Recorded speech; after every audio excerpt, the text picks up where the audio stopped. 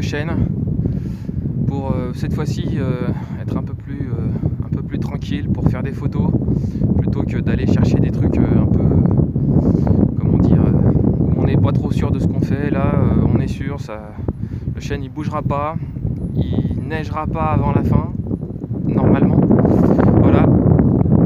Et puis l'idée c'était de privilégier voilà, la photo, la créativité sur la rando. La rando c'est bien, mais là perso j'avais besoin de sortir pour voilà, faire des choses, créer quelque chose. Ça fait partie dans mon processus c'est quelque chose qui est très important pour moi, d'arriver à un moment ou à un autre, arriver à créer quelque chose, et quelque chose dont je sois plutôt content. C'est accessoirement, enfin non, pas si accessoirement que ça d'ailleurs. Voilà, je sais pas pourquoi vous faites de la photo. Moi, il y a deux choses, on va en parler. Hein. La première, c'est la créativité.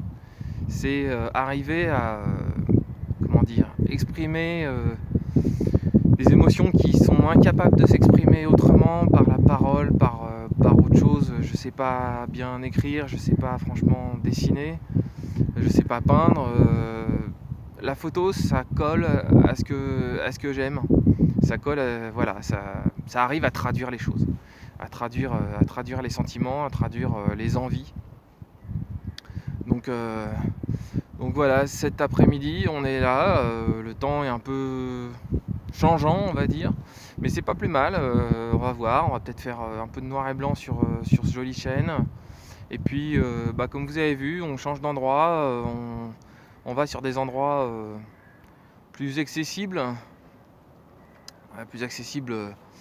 moins de marche à pied, plus près de la voiture, voilà, sans avoir forcément tout le barda, la sécurité, etc. en tête, d'aller rapidement quelque part et puis pouvoir se faire vraiment plaisir en prenant des photos sans aller au bout du monde ou sans aller en haut de la montagne. Donc c'est parti pour une petite photo, une petite série de photos, on va voir sur ce bel arbre.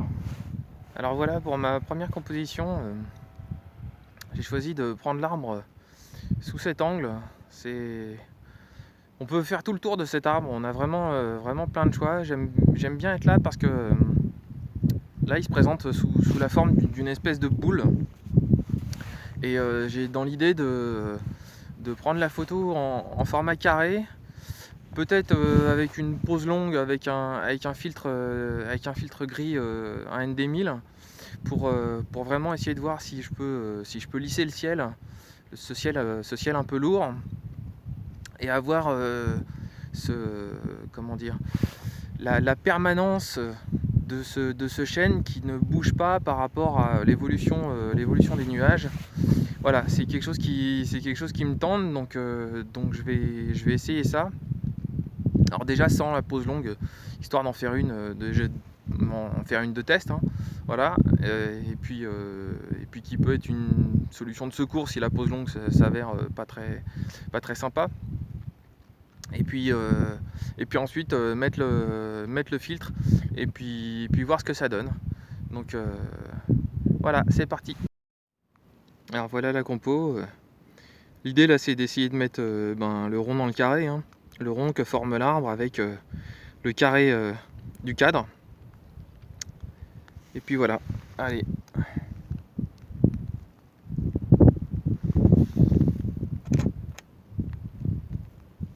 On va voir ce que ça donne. Et bien voilà ce que donne la version pose longue, 30 secondes de pause. Ici on retrouve bien l'intérêt de ces poses longues au ND1000, c'est-à-dire la douceur du ciel et cet aspect cotonneux et réel. Avec ces nuages poussés par le vent, ça marche bien. La compo est des plus classiques. Le cadrage carré permet le centrage de l'arbre, formant un disque qu'on joue là avec les formes géométriques. Avec cette image graphique, il est tentant d'en faire une version noir et blanc pour se concentrer sur les formes géométriques, les entremêlements de branches, les traînées des nuages. Mais personnellement, je préfère quand même la version couleur. Et comme le cadrage carré n'est pas mon préféré, j'ai essayé de revenir au cadrage natif en 3,5. J'avoue le préférer largement, il donne de l'air au sujet, une certaine ampleur à la photo. J'aime bien son étendue horizontale qui donne comme un je ne sais quoi de prestance en plus. Après avoir traité ces versions, j'ai voulu voir ce que donnait la photo test, sans filtre gris neutre, celle qui m'avait permis de faire ma composition. Et j'ai été surpris de presque préférer cette absence de pose longue. On retrouve alors dans le ciel toute la complexité des nuages, l'entremêlement organique qui rappelle celui des branches. C'était d'ailleurs un point délicat de mettre ces nuages en valeur sans en faire trop. Et je me demande des fois s'ils ne concurrencent pas, en quelque sorte, l'entremêlement des branches. J'ai du mal à me décider sur la version que je préfère entre les cadrages paysages, les carrés, les poses longues. C'est peut-être cette version, en cadrage paysage sans pose longue, qui aujourd'hui me plaît le plus. Et pour finir, je vous mets pour mémoire la version carré sans filtre, si jamais certains préfèrent.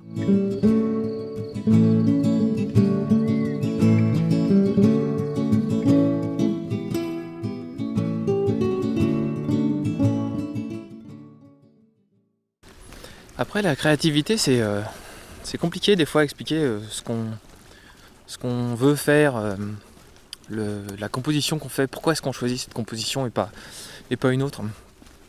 Pour moi, c'est assez difficile à expliquer parce que c'est souvent fait de façon instinctive et en même temps c'est travaillé depuis longtemps. Au départ, quand j'ai commencé à faire plus de la photo de paysage, j'ai commencé par faire de la photo macro et puis quand je me suis mis à faire de la photo de paysage, mes photos de paysage n'étaient pas terribles. C'est à force de travail que j'ai amélioré mes photos de paysage. Elles sont peut-être pas géniales toujours, mais bon, elles sont mieux qu'il y a quelques années. Et puis aussi c'est en formant mon œil, en regardant d'autres photos, d'autres photographes, en allant voir d'autres chaînes YouTube, etc., des expositions, en discutant avec les autres. Donc d'une certaine manière c'est quelque chose qui se travaille, c'est, former son œil, j'appelle ça moi.